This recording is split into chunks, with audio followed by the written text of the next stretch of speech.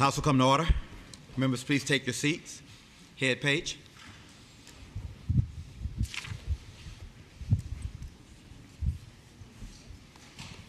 The House is now in session. All persons not entitled to privileges of the floor, please retire to the gallery. The members will rise and be led in prayer by the Honorable Luke E. Torian, the delegate from Prince William, and remain standing for the Pledge of Allegiance to the flag of the United States of America, which will be led by the delegate from Alexandria, Delegate Herring. Let us pray.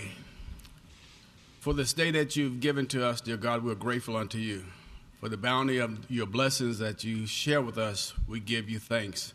We give you glory, and we give you honor. We're here because of the great mercy that you extend to each of us. And as we gather on this day to do the business for the Commonwealth of Virginia, we ask your blessings upon each of these legislators.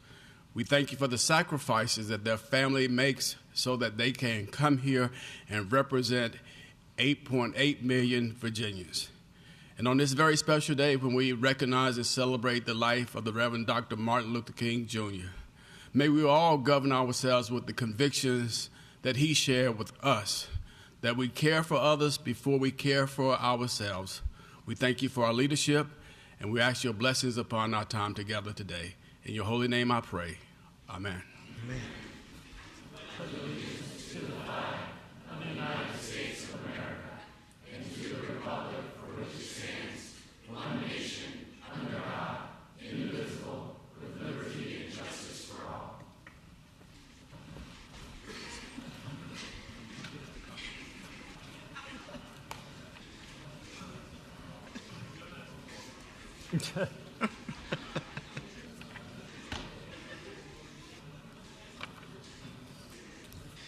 The clerk will report the results of the special elections that occurred on the 77th, 11th, and 23rd House of Delegates districts. Members, please be advised that pursuant to Article 4, Section 7 of the Virginia Constitution, providing that the House of Delegates, quote, shall judge of the election, qualification, and returns of its members, unquote, I am pleased to report the following. In the special election called by the Speaker to fill the vacancy in the 77th House District, House of Delegates District, which occurred on Tuesday, January 6th, it has been determined that Charlie H. Schmidt received a majority of the votes cast and was duly sworn into office earlier today.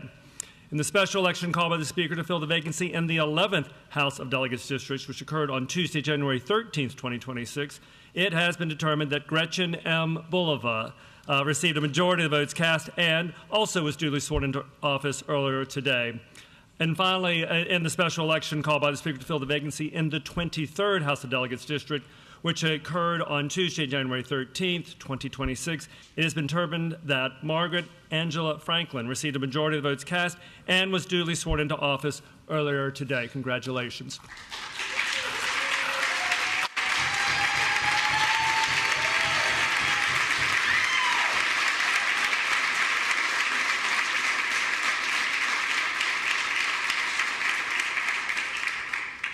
Congratulations. Now you have to do some work. The members will answer the roll call by indicating their presence on the electronic voting board.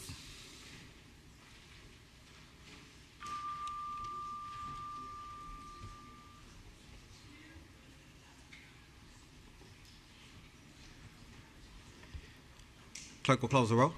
Mr. Speaker, a quorum is present. Pursuant to House Rule 3, I have examined and approved the Journal of the House of Delegates for Saturday, January 17, 2026. Motions and resolutions under Rule 39 pursuant to the provisions of Rule 40 are now in order. Does the clerk have any announcements or communications? Yes, sir, Mr. Speaker. Communication from the Speaker to the clerk. I've made the following committee assignments effective today. Delegate Bulova appointed the Committee on Privileges and Elections, the Committee on Education, and the Committee on Finance. Delegate Franklin, Margaret, Delegate Franklin is appointed to the Committee on Finance and the Committee on County, Cities, and Towns.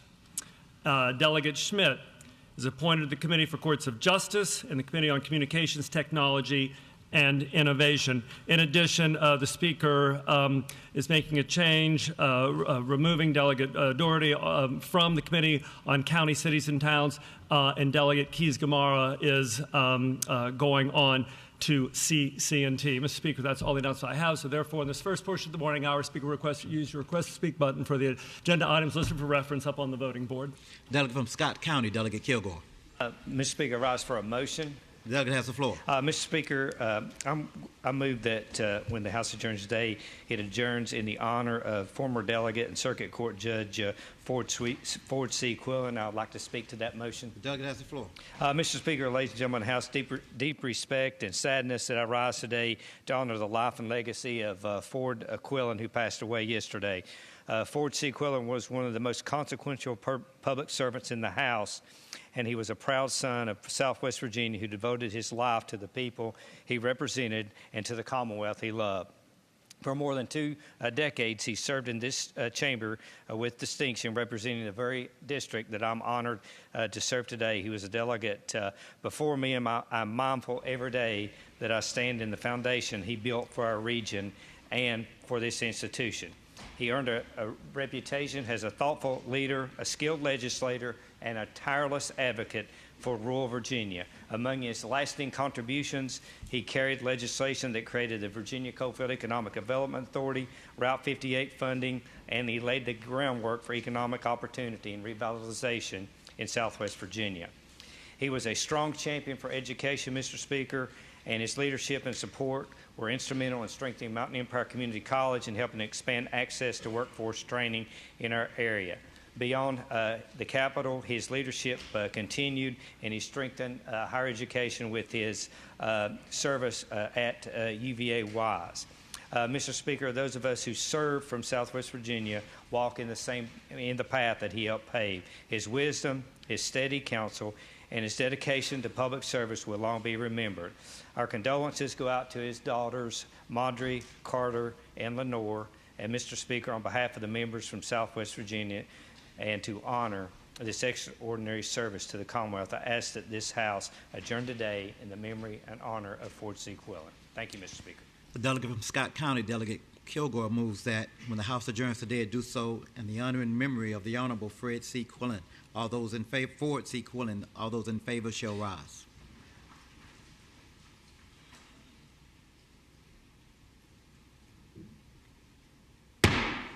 Motion is agreed to.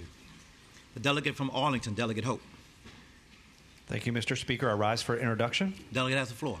Mr. Speaker, members of the body, I rise today to welcome Rise for Youth and their Youth Leader Advocacy Network to the gallery, and I'd ask them to please stand to be recognized.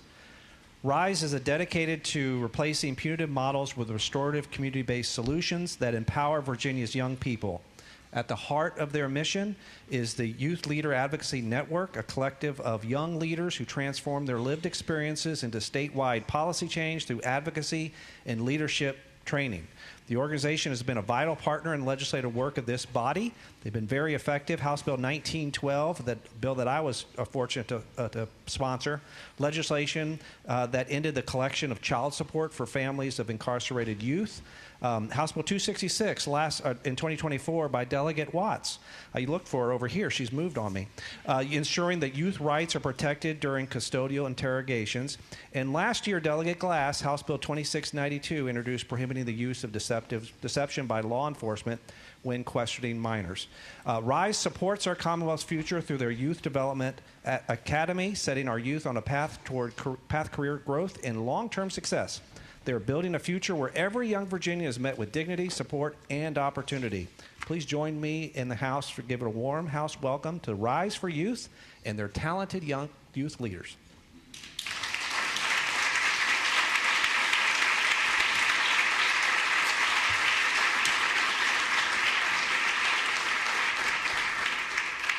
Welcome to the Capitol today. Delegate from Fairfax, Delegate Cohen. Thank you, Mr. Speaker. Mr. Speaker, I rise for the purpose of an introduction. Delegate has the floor. Thank you. Mr. Speaker, joining us in the gallery today is the Fairfax County Federation of Teachers. If they wouldn't mind rising.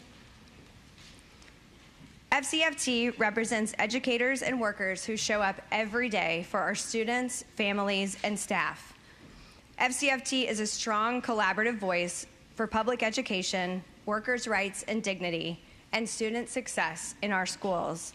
We appreciate their commitment to our entire community, and I hope my colleagues will join me in giving the members of FCFT a warm house welcome.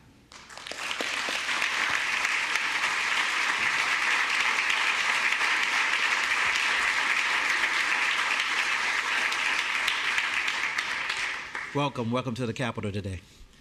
The delegate from Montgomery County, Delegate Franklin.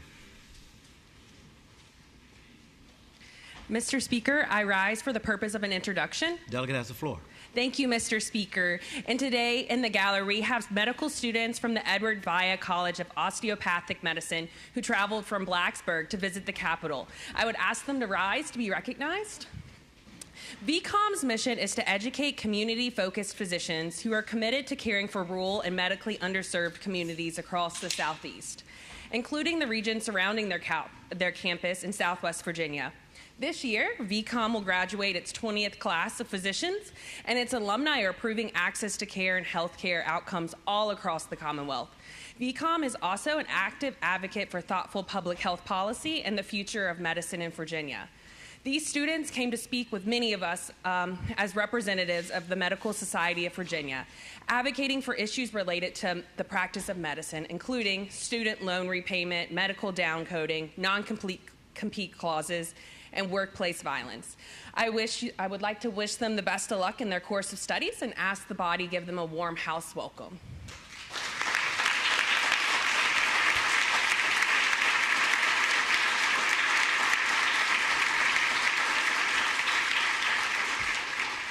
Welcome to the Capitol today.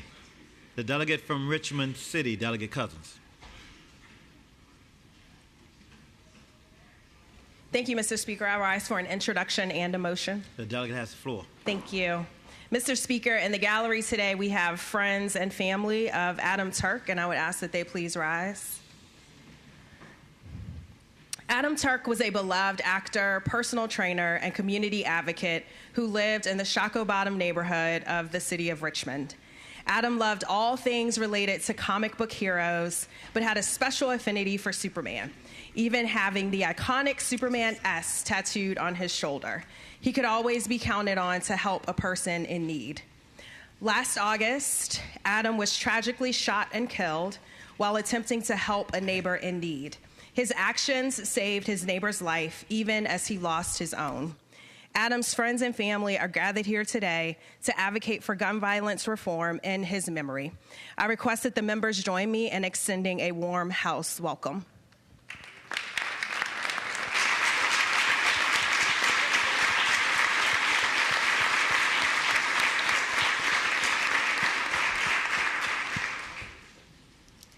And Mr. Speaker, I move that when we adjourn today, we do so in the honor and memory of Adam Turk. The delegate from Richmond City moves that when the House adjourns today, it do so in the honor and memory of Adam Turk. All those in favor shall please rise.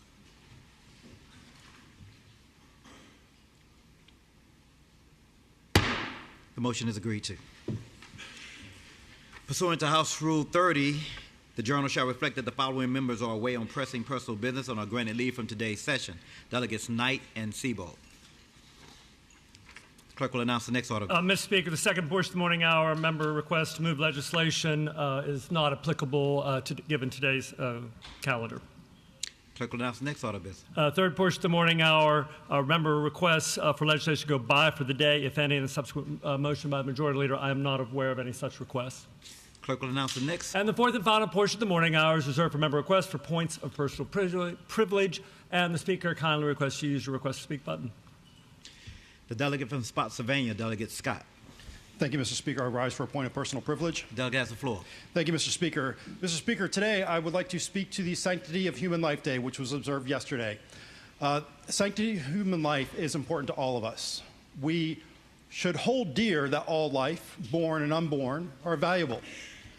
Mr. Speaker, I have spoken on this House floor, and even in years past, my daughter, Brianna, has been here in this chamber to speak to the importance that every person has value. Every person has purpose. We were told by the specialists, the experts, that she wasn't going to live, that the pregnancy was not viable. See, my wife and I, we recognize that life is not something you choose to accept or choose to terminate. Life is an obligation that parents have to support, to care for when it comes to their children. We would do that for any of our children, no matter their age, and so their gestational age doesn't matter either. And so Brianna, diagnosed with trisomy 18, had holes in her heart, had digestive issues, and we were told that her progression of life was coming to an end. We did not think that there was an option to choose life. We knew that there was an obligation that we had as parents to give her the support that she needed. And so we delivered her early via C-section, thinking that we were going to have family in town to celebrate her birth and mourn her passing. Mr. Speaker, I hope to have her here this year. She is 6.5 years old. She has been given the support that she needs. And trisomy 18, because parents' recognition that life is not something to choose or not choose, but to respect and support and honor, trisomy 18 is no longer considered not compatible with life. And so parents who recognize the sanctity of human life, no matter the diagnosis of their child, have moved the needle in the medical community. They have helped medical innovation advance to provide the support that these children need. My daughter had heart surgery after just a few months of age. She had surgery on her digestive system after just a few days of life. All have given her a life worth living. She was the Children's Miracle Network champion for Children's National Hospital in 2021 and helped raise millions of dollars for children treated at that hospital. There was a specific fundraiser event that we participated in where they were trying to raise money for a travel vent. Not only did Brianna help raise money for that travel vent, she also raised above and beyond. And so the hospital was able to buy refrigerator freezer combos for each room in the NICU to allow mothers to store breast milk and freeze breast milk there in the hospital rooms. So, Mr. Speaker, today, as we recognize the sanctity of human life, that all life is valuable, all are created in the image of God, and every preborn child has those same rights to life, liberty, and the pursuit of happiness, I encourage everybody in this chamber to take a moment and think of how they can encourage a pregnant mother in that journey of bringing a new life into this world. Thank you, Mr. Speaker.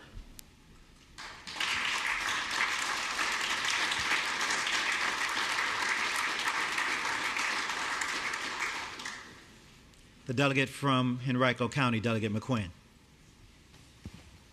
Thank you, Mr. Speaker. Mr. Speaker, I rise for a point of personal privilege. The delegate has the floor. Thank you, Mr. Speaker. Mr. Speaker and colleagues, today the Virginia Dr. Martin Luther King Jr. Memorial Commission, which I am proud to serve as chair of, joined the nation in celebrating the life of Dr. Martin Luther King Jr. The King Commission was created by the General Assembly in 1992 to honor the memory and the legacy of Dr. King, and for more than 30 years have strived to continue his work. Continuing the work of Dr. King has always been an enormous and daunting task. In his short lifetime, Dr. King shaped the conscience of this nation. He constantly and tirelessly sacrifices time and energy in pursuit of a vision of a beloved community in which peace and justice and love prevail over hatred and division. He risked his own comfort and safety and ultimately lost his own life in the pursuit of a better world. Now, more than a century after his death, we still strive to achieve his dream and live by his example. However, events of the past year have left us with a sharper awareness of the work that remains to be done to achieve Dr. King's beloved community. Dr. King would certainly recognize our present moment immediately. He often said that problems of racism and economic exploitation and militarism are all tied together, and he would see the treatment of immigrants and others as a part of that same moral crisis he confronted in his own time. Dr. King's message to the Republicans, to Democrats, to independents, black, white, and all races of people would be that it is not about, he would not focus on party label, but moral accountability. He will remind all of us that are in leadership that power divorced from compassion becomes tyranny, and that laws lacking justice ultimately undermines democracy itself. He would likely say to all of us that what many think that the immigrants particularly are not a threat to the nation's soul, how they are treated is. That fear-based politics and racialized language and punitive policies echo the same logic once used to justify segregation, exclusion, and violence against other marginalized people in this country. That a nation claiming to be guided by Christian values cannot ignore Jesus' command to welcome the stranger while criminalize human desperation. Dr. King believed that injustice anywhere is a threat to justice everywhere. He would insist that the dehumanization of people through mass detention, family separation, demonizing rhetoric, and the denial of due process is not a border issue, but a moral issue. He would challenge leaders to ask not, is this popular, or is this politically advantageous? But he would ask the question, is this just? The beloved community, and it's the urgency of it, is now. And Dr. King's vision of the beloved community was never sentimental or naive. It was a radical reordering of society, grounded in justice, shared humanity, and mutual responsibility. In today's political climate, marked by division, misinformation, and sometimes lies, and deliberate mischaracterization of black people, brown immigrants, and poor communities, his vision is more urgent than ever. The beloved community matters now because communities are being reduced to stereotypes rather than seen as families and workers and contributors. Fear is being weaponized to divide people who share common struggles and economic insecurity, lack of health care, and underfunded schools. Language is being used to erase dignity, just as it was used in King's era to justify Jim Crow and racial terror. Dr. King warned that the greatest stumbling block, and he said in his words, is not the KKK, but those who prefer order to justice. Today, he would extend that warning to political leaders who prioritize, and they are of all races, all walk of life, but they prioritize border optics over human life and political gain over moral truth. Why this dream still speaks to us at this moment is because Dr. King's dream endures because it demands that America live up to its own professed idea. The beloved community insists that no group's humanity is negotiable. Justice must be consistent and not selective. Democracy cannot survive when whole communities are portrayed as dangerous, disposable, or undeserving. In a time when there are blame of the system's failure on so many people, Dr. King's voice will call the nation back to truth, to courage, and to moral imagination. He will remind us that America does not become great by building walls of fear, but by building bridges of justice. Ultimately, Dr. King would tell today's leader what he told the nations decades ago. We are now faced with the fact that tomorrow is today. We are confronted with the fierce urgency of now. The question remains whether we would choose fear or the hard, holy work of building the beloved community. Mr. Speaker, Dr. King delivered his last public address on April the 3rd, 1968, in Memphis that day before he was shot.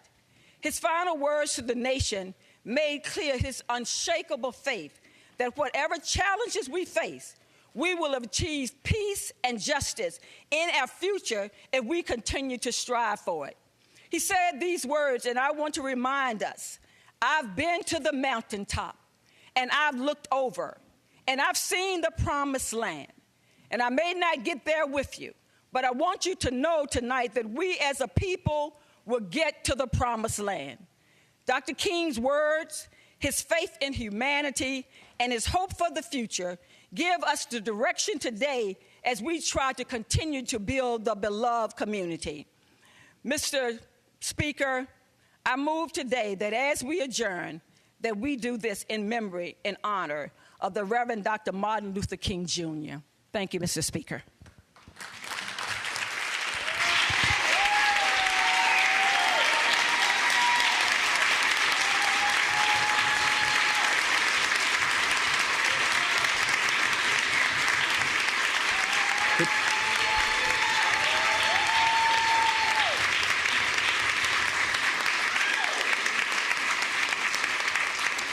The delegate from Enrico, Delegate McQuinn, moves that when the House adjourn today, it do so in the honor and memory of the Reverend Dr. Martin Luther King, Jr.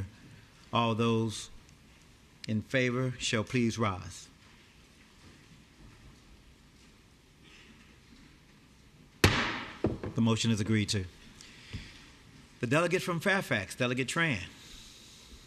Thank you, Mr. Speaker. I ask that we move back to the first morning hour for the purpose of an introduction. Just throw water right on top of that, huh? Cold water. The delegate has the floor. Thank you. Mr. Speaker, members of the House, in the gallery today, we are joined by advocates with Virginia High School Democrats, and I ask that they please rise. Virginia High School Democrats was established in 1932 and is the oldest state chapter of high school Democrats in America. With over 700 members and 40 chapters across the Commonwealth, they're committed to fighting for the rights of all Virginians, as well as training and mobilizing the next generation of Democrats. These youth show us that no matter your age, you are able to participate and help shape our democracy and advocate for the issues you believe in. Please join me in giving a warm house welcome to the Virginia High School Democrats.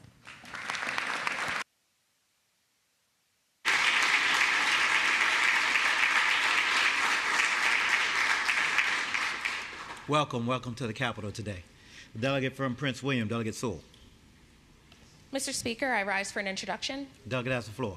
Thank you, Mr. Speaker. Mr. Speaker, in the gallery today, we have the members of Kappa Alpha Psi Fraternity Incorporated. Please stand.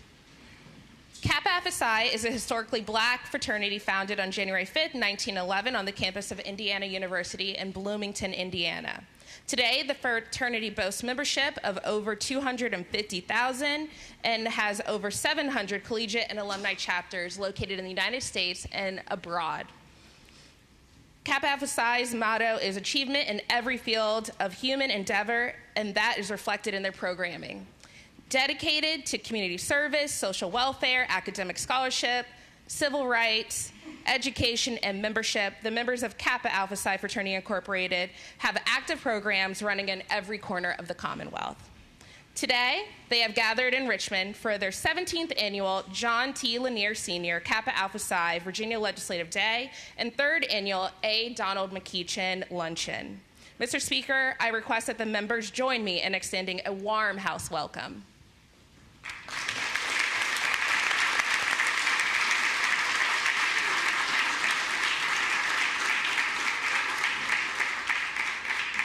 Welcome to the Capitol. I guess y'all all rooting for Indiana tonight? I don't know. Clerk will call the calendar. Members of the House, calendar for today, Monday, January 19th, 2026. Page 1 of the printed version, if you're following that way. First category, memorial resolutions laid on the Speaker's tables. The memorial resolutions to be adopted in block.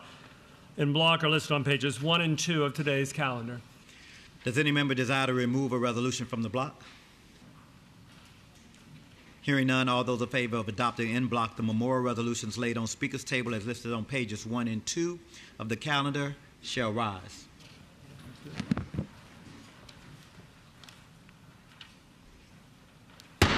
The resolutions are agreed to. Continuing with today's calendar, next category, page 2, commending resolutions laid on the Speaker's table. The commending resolutions to be adopted in block, listed on pages 2 through 4 of today's calendar. Does any member desire to remove a resolution from the block? The delegate from Lunenburg, Delegate Wright. Mr. Speaker, I'd like to remove two resolutions from the block. I move that HJR 11 on page 4 on today's calendar be passed by until Wednesday, February the 4th. Without objection, HJR 11 is passed by until Wednesday, February 4th. The delegate from Lunenburg. Delegate. Right. Mr. Speaker, I move that HJR 13 on page 4 of today's calendar be passed by until Thursday, February the 5th. Without objection, HJR 13 is passed by until Thursday, February 5th. Thank Are there you, Mr. any Speaker. other? You're welcome. Are there any other resolutions that need to be removed from the block? Hearing none. All those in favor of adopting unblock the commending resolutions laid on Speaker's table as listed on pages 2 through 4 on the calendar will say aye. All those opposed, nay. The resolutions are agreed to. Mr. Speaker, that completes today's calendar. Per House Rule 51, the House is returned to the morning hour. Does the clerk have any additional announcements or communications? Remind the body that there's a joint assembly at 4 o'clock today. Majority Leader will have more to say about that momentarily. Looking ahead to our committee meeting schedule, Mr. Speaker, the Committee on Finance is meeting 15 minutes upon adjournment of the House over in House Room B on the second floor of the GAB. Finance at 15 minutes upon adjournment. Committee on Appropriations is not meeting tomorrow, but meeting later this afternoon. And in lieu of that time, several subcommittees are not meeting. However, there is one meeting, which is the Appropriations, Comp, and Retirement Subcommittee. That'll be 30 minutes upon adjournment of the House up on the 12th floor Appropriations Committee room. And then the Committee for Courts of Justice. They'll be meeting immediately upon adjournment of the House in the House Committee Room C on the second floor. Finance, Courts, and one sub from Probes will be meeting. That's all the legislative activities for the afternoon. Then at 5 o'clock, the Northern Virginia delegation caucus is not meeting because of the aforementioned State of the Commonwealth stress. So that'll be rescheduled or picked up next week, presumably. Looking ahead to tomorrow, Tuesday, January 20th, the Conservative Caucus is meeting bright and early at 7:30 a.m. They'll be in House Committee Room, Subcommittee Room 8 up on the 8th floor of the GAB. The Committee on Education's K-12 Subcommittee, they'll be meeting at 7:30 in the House Committee Room A in the lower level of the General Assembly building. Also at 7:30, Virginia Private College and University Caucus. They'll be meeting at 7:30 up on the 7th floor South meeting room, which is on the schedule as well, from which I am reading. Committee on Health and Human Services, Chairman Willard's committee now will be meeting at 8:30, and that's in House Committee Room C on the second floor, so they'll be at 8:30. Then at 9, Committee on Transportation, we're meeting its normal time Tuesday, House Committee Room B on the second floor. Going back slightly, after HHS's committee is finished, then HHS Subcommittee on Health will meet immediately upon adjournment of the full committee in the same room, House Room C. The Democratic Caucus will be meeting at 11:30 tomorrow in House Room 1, and the Republican Caucus will be at 11:30 as well. So both caucuses at 11:30 tomorrow. The Democrats in House Room 1, Republicans in House Room 2. Mr. Speaker, that is all the announcement. That is all the announcements I have, sir. The delegate from Arlington, Delegate Hope. Mr. Speaker, I rise for an announcement. Delegate has the floor. Mr. Speaker, just to clarify the clerk's reading of the schedule, the House Courts of Justice Committee will meet immediately following adjournment of the Finance Committee. Okay, I apologize, I didn't have that. I'll make sure we do that going forward. The delegate from Alexandria, Delegate Herring. Thank you, Mr. Speaker. Mr. Speaker, I move that the House stand in recess until 3:30 p.m., and may I speak to that motion? The delegate has the floor. Thank you, Mr. Speaker, members of this House. We ask everyone be in your seats by 3:30 in the chamber because at 3:45 we will start receiving the Senate and everyone else here for the State of the Commonwealth. Thank you, Mr. Speaker. The delegate from Alexandria, Delegate Herring, moves that the House stand in recess until 3:30 p.m. The House will come. Delegate from Alexandria, Delegate Herring, moves that the House stand in recess until 3:30 p.m. As many as favor the motion will say aye. Those opposed, no. The motion is agreed to. The House stands in recess until 3:30 p.m.